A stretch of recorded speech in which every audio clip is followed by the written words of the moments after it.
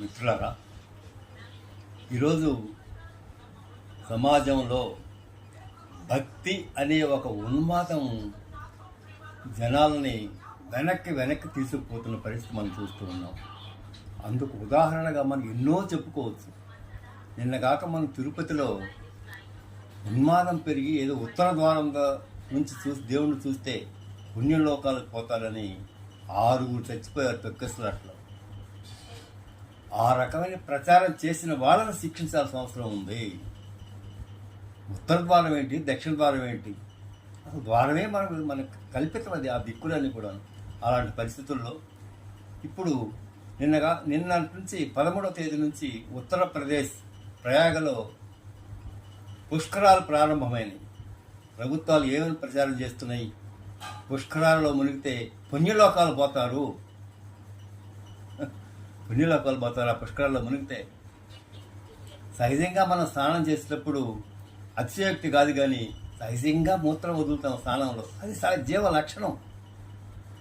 మరి అలాంటి పరిస్థితుల్లో పుష్కరాలలో 3.5 కోట్ల మంది మునిగారంట. 3.5 కోట్ల మంది మునిగితే 3.5 కోట్లు ఒకసారి కాదు, ఎన్నోసార్లు మూత్రం వదులుంటారు ఆ నీళ్ళలో. అందులో స్నానం చేసేవాళ్ళు ఖచ్చితంగా మునిగేటప్పుడు నోట్లో పూసుకొని ఊస్తారు, నిద్ర పోసుకుంటారు, ఒళ్ళంతా కడుక్కుంటారు. మరి అలాంటి గబ్బు నీళ్ళని, మలమూత్రాలతో కలిసిన గబ్బు నీళ్ళని పుష్కరాల్లో మునిగితే స్నానం చేస్తే పుణ్యం లోకాలు పోతాయి అని ప్రచారం చేయటం ఎంత మూఢ నమ్మకం. ఆ పుష్కరాల్లో మునిగితే వచ్చేది పుణ్యం కాదు, అంటు రోగాలు. అలాంటి మురికి నీళ్ళలో స్నానం ఎలా చేస్తారు, నోట్లు ఎలా పోసుకుంటారు, ఒళ్ళుకి ఎలా రుకుతారు, ఒళ్ళు తీట గజ్జి తామర అంటువ్యాధులు అన్నీ వస్తాయి ఆ నీళ్ళలో. మరి ఎటుపోతుంది సమాజం?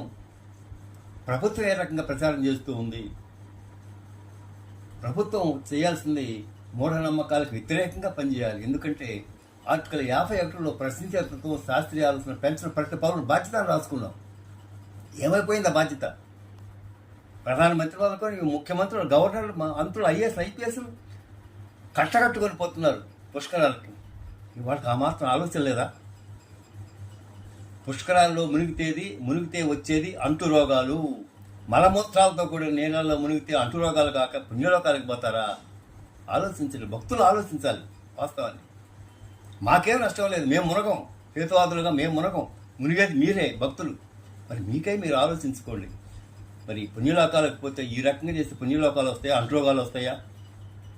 కాబట్టి మిత్రులారా, ఈ భక్తి అనే ఒక ఉన్మాదాన్ని ప్రభుత్వాలు పెంచి పోషిస్తున్నాయి. దానికి హేతువాదులుగా మనం ఖచ్చితంగా ఈ భక్తి ఉన్మాదాన్ని అరికట్టాల్సిన అవసరం ఉంది. అందుకు హేతువాద మార్గం ఒక్కటే. కాబట్టి మిత్రులారా, ఇలాంటి మూఢనమ్మకాలని వదులుకోవాలి, శాస్త్రీయ ఆలోచన పెంచుకోవాలని హేతువాదం విజ్ఞప్తి చేస్తూ ఉంది.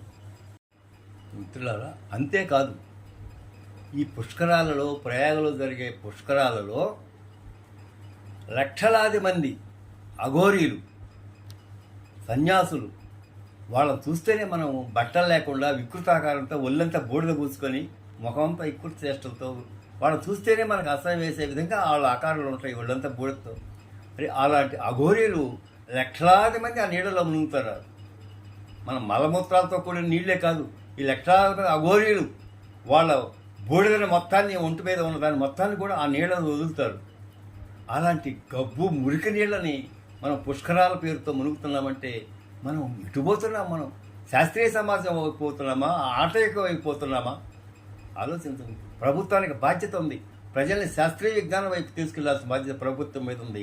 కాబట్టి ప్రభుత్వం ఇలాంటి అశాస్త్రీయమైన, అజ్ఞానమైన మూఢనమ్మకాలని తొలగించేందుకు ప్రశ్నించే తత్వం పెంచాల్సిన అవసరం ఉందని హేతువాసం విజ్ఞప్తి చేస్తూ, ప్రజల్ని కూడా పుష్కరాల్లో మునిగితే పుణ్యం కాదు, అంటు రోగాలు వస్తాయి అన్న ఆలోచన పెంచుకోవాల్సిందిగా కూడా హేతువాద సంఘం విజ్ఞప్తి చేస్తూ ఉంది.